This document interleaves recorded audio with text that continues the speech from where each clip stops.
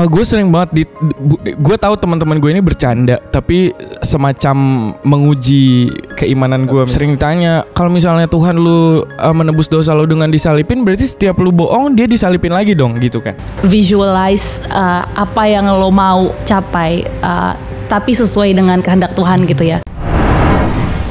Apa peristiwa yang terjadi saat Yesus mati di kayu salib? Pas udah mati, terus Bait Allah terbelah. Bait Allah terbelah? Iya.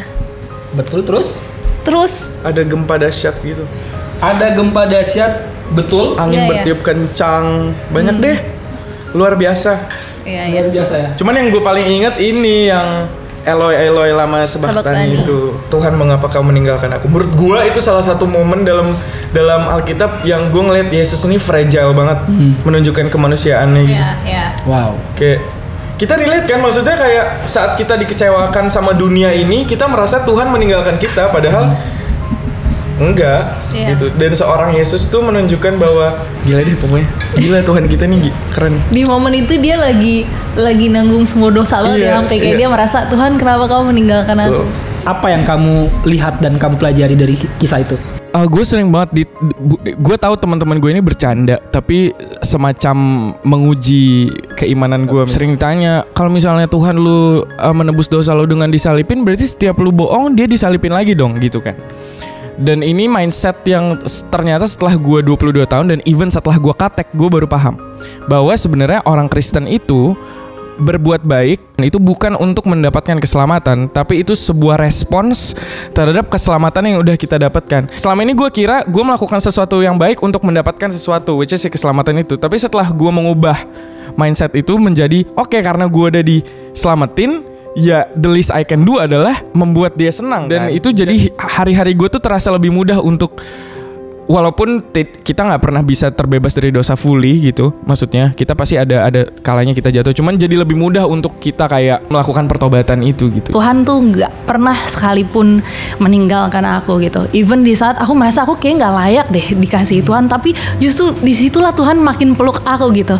Jadi kayak kematian Tuhan Yesus berarti buat aku, berarti segalanya banget sih, kayak suatu hal yang paling penting di hidup aku ini, karena ya sia-sia kita hidup kalau Tuhan nggak mati dan bangkit gitu loh. Nah, apa nih mujizat yang kayaknya ini kayaknya pekerjaan Yesus deh, bukan pekerjaan gua deh, bukan usaha gua deh. Jadi waktu aku babak showcase tuh, itu tuh aku bener-bener nggak tahu, kayak dimotivated banget, kayak ngapain ya gue di sini, gue kok jadi malas ya ikut ini gitu. Aku sempat ada momen dimana aku kayak bahkan aku kayak yang lain masih muda-muda nih, gue kayak paling tua nih, apalagi sih yang kita cari gitu. Iya gitu. Terus kayak ngapain ya, bener-bener nggak ada motivasi. Kayak udah gitu di saat itu aku milih lagu God Bless the Child, yang mana itu lagu nggak ada orang yang tahu gitu kan. Tapi itu favorit gue dari performance Kawalif BTW. Nonton lagi di YouTube teman-teman.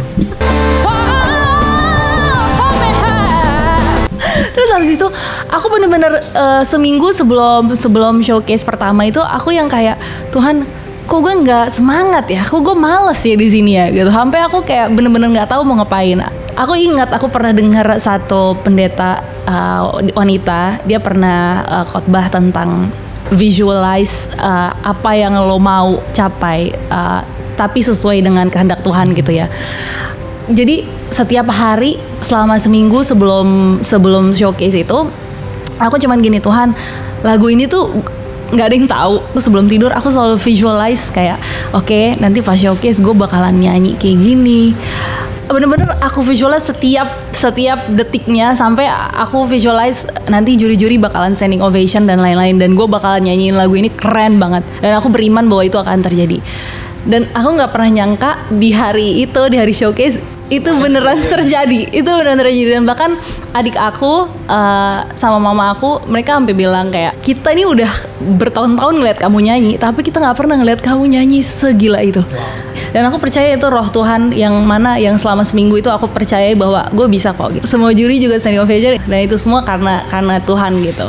Kalau dari Tama apa? Dulu saat gue mulai idol kan gue sempet mikir apa gue cuti kuliah ya gitu. Terus orang tua gue bersikeras nggak bisa, kamu nggak bisa korbanin kuliah, kalau mau jalan dua-duanya, kalau nggak ya udah nggak usah jadi penyanyi gitu. Akhirnya di awal mungkin terasa berat, dan mungkin teman-teman gue sampai sekarang tuh masih melihat gue yang PP Bandung hampir 3 kali seminggu, terus jam tidur gue hancur dan lain-lain, tapi gue tetap on track dengan skripsi gue, pekerjaan gue tetap tidak terbengkalai. Ya kalau orang nanya kok bisa, gue juga nggak tahu. Karena saat gue bayangkan dulu awal pasti gue babak belur nih, kayaknya gue bakal secapek ini. Padahal sekarang ya sudah terasa ringan karena pertolongan Tuhan.